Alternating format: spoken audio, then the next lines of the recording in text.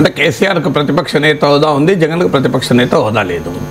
కేసీఆర్కు 119 ఎమ్మెల్యేస్ ఉన్న తెలంగాణ అసెంబ్లీలో స్టిల్ 28 ఎమ్మెల్యేస్ ఉన్నారు. సో గణనీయమైన స్ట్రెంత్ ఉంది.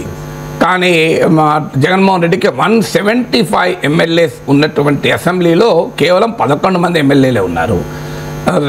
3 తెలంగాణ అసెంబ్లీ స్పీకర్ కానీ డిప్యూటీ స్పీకర్ కానీ కేసీఆర్ పైన కసితో కేసీఆర్ను అవమానించాలి అని ఎదురు చూస్తున్న వాళ్ళు కాదు.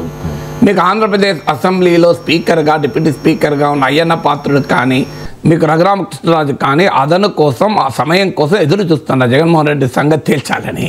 ఇది 3వ కారణం.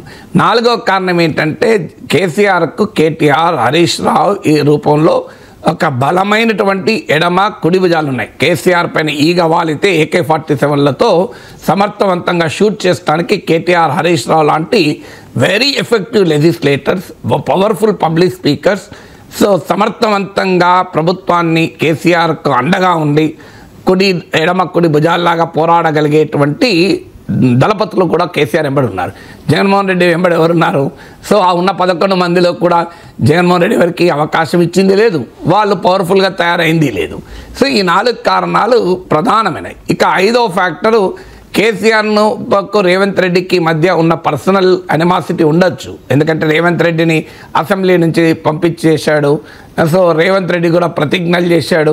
సో రేవంత్ రెడ్డిని కేసీఆర్ జైలుకు కూడా పంపాడు. రేవంత్ రెడ్డి ప్రతిజ్ఞలు చేశాడు. ఇప్పుడు రేవంత్ రెడ్డి ముఖ్యమంత్రి సీట్లో కూర్చున్నాడు, కేసీఆర్ ప్రతిపక్ష నేత కూర్చున్నాడు. ఈ సమయం కొరకు రేవంత్ రెడ్డి ఎదురు చూస్తున్నాడు కూడా. సో అక్కడ ఆంధ్రప్రదేశ్లో కూడా సిమిలర్ సిచ్యువేషన్. చంద్రబాబు నాయుడును జగన్మోహన్ రెడ్డి అవమానించాడు, చంద్రబాబు నాయుడు జైలుకు కూడా పంపాడు. అందులో చంద్రబాబు నాయుడు గ్యాప్ ఏంటి, కేసీఆర్ రేవంత్ రెడ్డి గ్యాప్ ఏంటి? రేవంత్ రెడ్డి ఇవాళ ముఖ్యమంత్రిగా ఉన్నప్పటికీ కూడా కేసీఆర్కు ఉన్నటువంటి పొలిటికల్ స్టేచర్ ఏమాత్రము మనం తక్కువ అంచనా వేయలేము. ఎందుకంటే 10 ఏళ్ళు ముఖ్యమంత్రిగా తెలంగాణ ఉద్యమ నేతగా ఉన్నారు. అఫ్కోర్స్ పదవి అనేది స్టేచర్ అనేది ప్రజలే ఇస్తారు.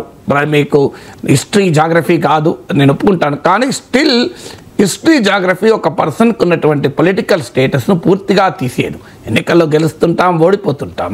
సో ఇవాళ కేసీఆర్ ఓడిపోయినా తెలంగాణ పాలిటిక్స్లో కేసీఆర్కు ఉన్న స్థాయి మనం తక్కువ అంచనా వేయలేము. ఆంధ్రప్రదేశ్కి వచ్చే వరకు ఏంటంటే జగన్మోహన్ రెడ్డి చంద్రబాబు నాయుడుతో పోలిస్తే పొలిటికల్ స్టేటస్ ఉన్న నాయకుడు ఏం కాదు. సో చంద్రబాబు నాయుడుకు 9 ఏళ్ళు ఉమ్మడి రాష్ట్ర ముఖ్యమంత్రిగా, 5 ఏళ్ళు విభజిత ఆంధ్రప్రదేశ్ ముఖ్యమంత్రిగా, జాతీయ రాజకీయాల్లో కూడా ఒక కీలక పాత్ర పోషించిన నేతగా, జగన్మోహన్ రెడ్డి తండ్రి రాజశేఖర్ రెడ్డితో కలిసి రాజకీయం చేసిన నాయకుడు.